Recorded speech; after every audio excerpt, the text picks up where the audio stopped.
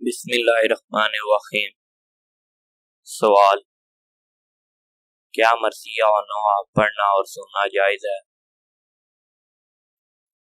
جواب: لفظ مرثیہ عربی لفظ رسا سے مشتق جس کے معنی ہیں کسی کے وفات پر رنج و غم کا اظہار کرنا۔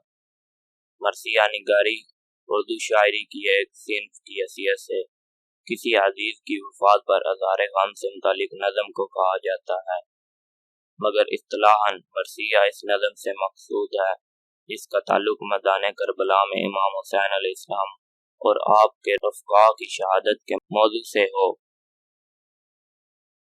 حمد و نعت کی طرح مرثیے کے الفاظ کا چناؤ اس کی حیثیت کا فیصلہ کرتا ہے۔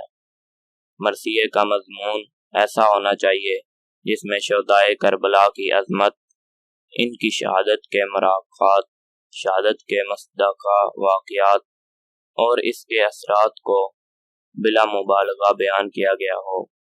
محبت اہل بیت اطہار علیہ السلام کی آڑ میں صحابہ کرام رضوان اللہ علیہ اجمعین کے بارے میں نزابیہ الفاظ استعمال نہ کیے گئے ہوں۔ ہماری دانست میں مرثیہ اور نوحہ کہنے، سننے اور پڑھنے کا فیصلہ کلام پر معذر ہے۔ اگر کلام معیاری ہے، اس میں شرعی حدود و قواعد کا خیال رکھا گیا ہے اور اس کے الفاظ و تعویل قبول کرتے ہیں تو مرثیہ اور نوحہ سننا اور پڑھنا جائز ہے، ورنہ نہیں۔ اگر آپ کو ہماری ویڈیو پسند آئی ہو تو لائک کریں اور مزید اسلامی ویڈیو دیکھنے کے لیے ہمارے چینل کو سبسکرائب کریں۔ شکریہ۔